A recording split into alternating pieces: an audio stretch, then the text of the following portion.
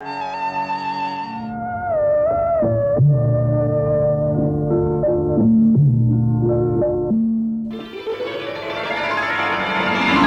और भाइयों, मेरे देशवासी बहनों और भाइयों, साथी नागरिकों, बहनों और भाइयों, और मेरे देश के प्यारे बच्चों, संग्रहालय की गलियारों से लोकप्रिय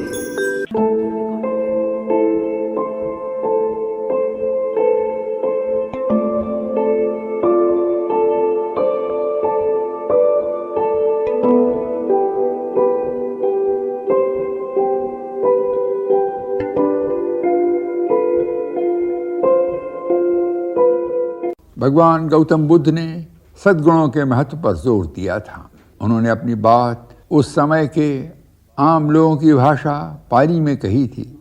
गौतम बुद्ध ने कहा था, चंदनम तगारम वापि उपरम अथवास्यकी एतेषाम गंधजातानाम शीलगंधो अनुत्तरो। अर्थात चंदन, कमल और जूही में सुगंध होती है, लेकिन सद्गुणों की जो सुगंध है वह लाजवाब है। यह बहुत ही सुंदर दोहा आज भी हमारे लिए स्थायी महत्व का है। ये चिंतन था भारत के 8वें उपराष्ट्रपति और 9वें राष्ट्रपति डॉक्टर शंकर दयाल शर्मा का। शंकर दयाल जी विलक्षण प्रतिभा के धनी थे। उन्होंने 3 भाषाओं से स्नातकोत्तर किया, अंग्रेजी, हिंदी और संस्कृत, और लखनऊ विश्वविद्यालय से विधि स्नातकोत्तर की पढ़ाई की। विधि स्नातक उन्होंने कैम्ब्रिज यूनिवर्सिटी से किया और बाद में वहां पढ़ाया भी। हिंदुस्तानियों की सांस्कृतिक विरासत के विषय पर उन्होंने कहा, मैं अगर भारतीय हूँ तो मैं तो बड़ा धनी हूँ।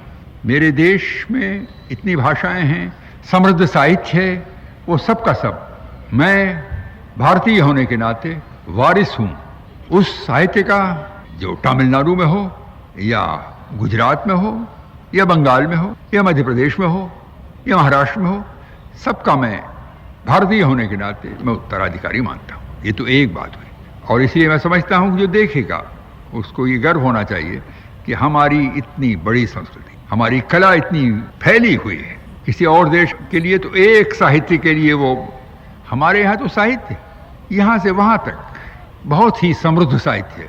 मैं तो कभी कभी कहता हूँ, पश्चिम के लोग जिस वेस्टर्न जिस साहित्य की बात करते हैं उससे तो बहुत पहले हमारे यहाँ बड़ा समृद्ध साहित्य था। इसलिए नहीं कि मैं ये चाहता हूँ कि हम दूसरे को छोटा समझें, बल्कि इसलिए कि हम में अपने में आत्मविश्वास आए। हमारा जो साहित्य हजारों बरस पहले लिखा गया, वेदों की बात नहीं कर रहा हूँ, मैं बात कर रहा हूँ हमारे तमिल साहित्य की, हमारे दूसरे साहित्य की, कितना समृद्ध है। और सबसे बड़ी बात यह है, दूसरी चीज़ जो आपको लगना चाहिए वो ये है कि आप यहाँ देखेंगे कहीं का भी संगीत हो, कहीं का भी नृत्य हो, आपको प्रभावित करता है। और आप उस सब में एक जिसको कहते हैं अंततोगत्वा एकता मिलेगी। साहित्य की बात मैंने कही, वही बात जो तिरुवल्लुवर ने तमिलनाडु में कही, वही बात आपको ताज्जुब होगा, वही के वही भाव तुलसी ने व्यक्त किए, वही के वही भाव बिहारी ने व्यक्त किए हिंदी में। इसी तरह से जो बात अलवार कवियों ने कही, हम पाते हैं कि वही बात शंकरदेव और माधवदेव ने आसाम में कही। उसी अलवार कवियों की बात हमें चैतन्य महाप्रभु की कृतियों में मिलती है। सब जगह ये भारत में एक ऐसी एकता है। 1940 में डॉक्टर शर्मा ने लखनऊ से वकालत शुरू की। जल्द ही वो स्वतंत्रता संग्राम में कूद पड़े और कांग्रेस से जुड़ गए। समाज सेवा के उत्कृष्ट कार्यों के लिए उन्हें लखनऊ विश्वविद्यालय ने चक्रवर्ती गोल्ड मेडल दिया। संसदीय लोकतंत्र की व्यवस्था के बारे में उनके विचार, राष्ट्रीय पुनर्निर्माण के परस्पर जुड़े हुए विभिन्न क्षेत्रों में निर्दिष्ट भूमिका का निर्वाह करने के लिए संसदीय लोकतंत्र की हमारी व्यवस्था के प्रत्येक अंग और घटक को सतत रूप से चेष्टारत रहना चाहिए। विधायिका, कार्यपालिका, न्यायपालिका और संचार माध्यमों की भूमिका का महत्व इस दृष्टि से और भी बढ़ जाता है कि उन्हें पूर्ण स्वतंत्रता के साथ अपने अपने दायित्वों का निर्वहन करना होता है। यह पर्व आवश्यक है कि विधि के शासन को बनाए रखने, स्वतंत्रता की रक्षा और भारत की भावी संतति को सौहार्द, एकता, उत्पादक प्रयास और प्रसन्नता का वातावरण प्रदान करने के लिए दृढ़ निश्चय के साथ हम सभी इस पुनीत कार्य में तत्पर हों। स्वतंत्र भारत में उन्होंने कई महत्वपूर्ण पदों पर कार्य किया। 1952 में वो भोपाल के मुख्यमंत्री बने। 1974 में वो इंदिरा सरकार में केंद्रीय संचार मंत्री रहे।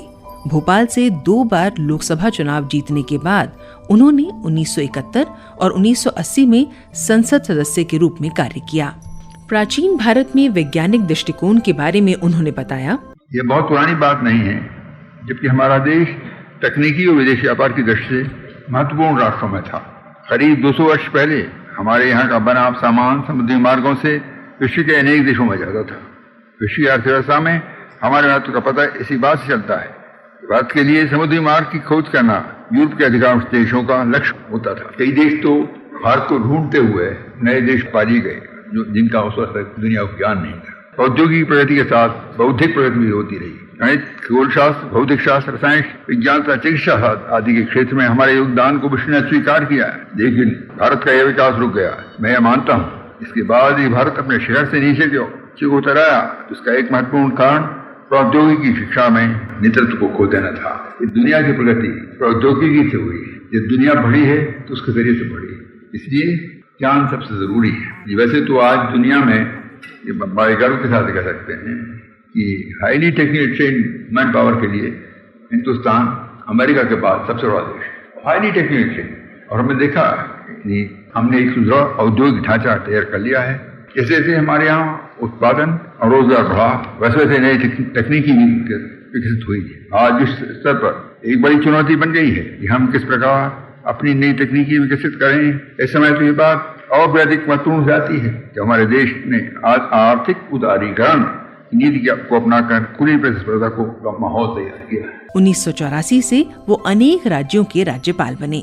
वो पंजाब के, आंध्र प्रदेश के और महाराष्ट्र के राज्यपाल रहे।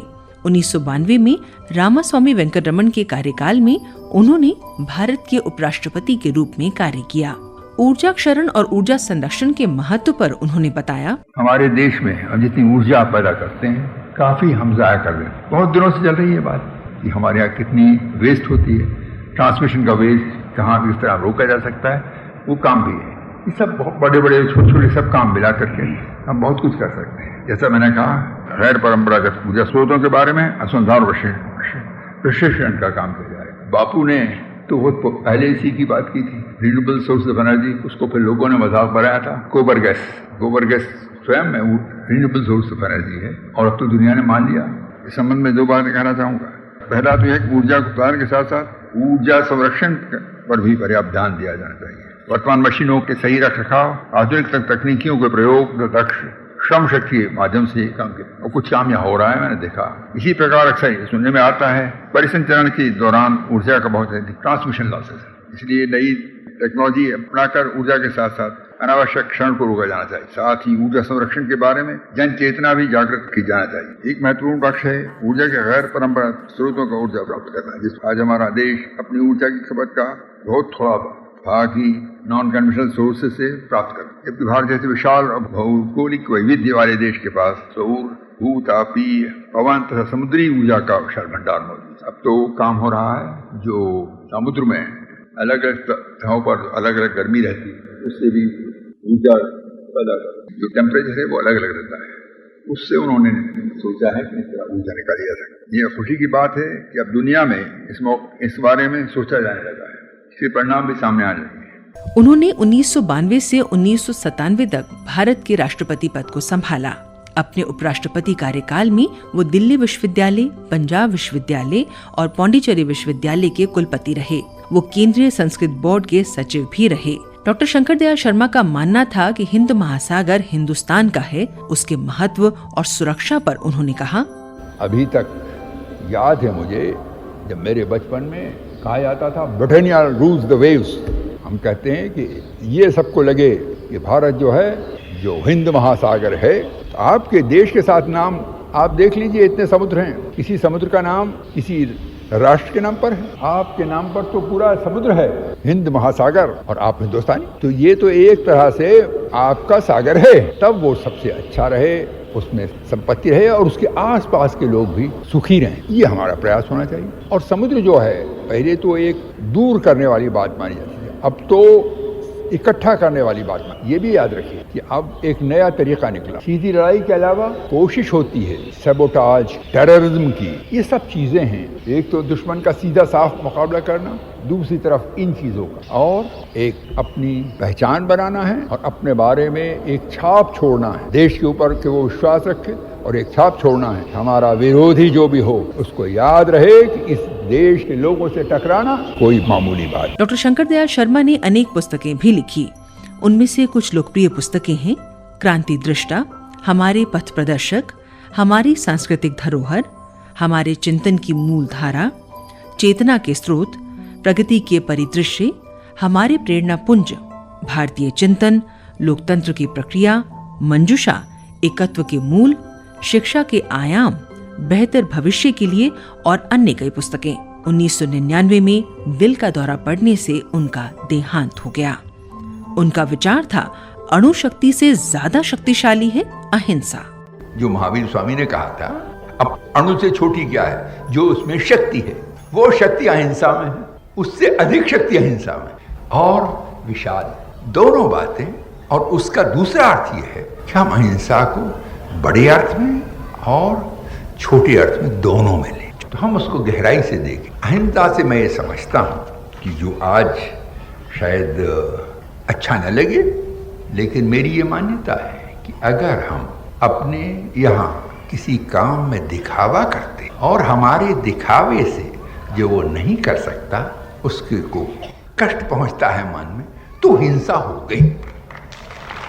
तो महावीर स्वामी ने, मैंने कहा था कि ये आपको सूक्ष्म दृष्टि से भी देखना हो, यानी हमारे किसी काम से दूसरे के मन को कष्ट पहुंचता है, तब भी हमने हिंसा की। ये अगर हमने समझ लिया तब हमने कुछ उसको समझा। हिंसा करना तो है ही बुरी बात, लेकिन उससे आगे जाना चाहिए, और इसलिए ये बात हमें समझना। और फिर ये जो अहिंसा की बात है, ये वैदिक और श्रवण संस्कृति में दोनों में, तो ये यजुर्वेद में कहा है, मां हिंसी पुरुषम जगत, ये उसमें भी यही आदेश है, किसी की हिंसा मत करो। उसके साथ साथ आगे उस यजुर्वेद में कहा है, मित्रस्य चक्षुषा समीक्षा महे, वो हमारा अब मित्र की दृष्टि से सबको देखो, मित्र की दृष्टि से सबको देखो। जब आप मित्र की दृष्टि से देखोगे तो तुम्हारे यहाँ क्षमा तो तुम्हारे मन में आ ही जाना चाहिए। जब आप मित्र की दृष्टि से देखोगे तो आप हिंसा की बात आपके मन से मिटेगी। इसलिए हमको उस बड़े दृष्टिकोण से अहिंसा की बात जो महावीर स्वामी ने कही है, उसे हमें बड़े और छोटे सब दृष्टिकोणों से देखना होगा। अभी आपने लोकप्रिय खंड में सुना पूर्व राष्ट्रपति डॉक्टर शंकर दयाल शर्मा को। कार्यक्रम प्रस्तुत कर रही थी तपस्या, लेखिका एवं निर्मात्री रंगोली श्रीवास्तव।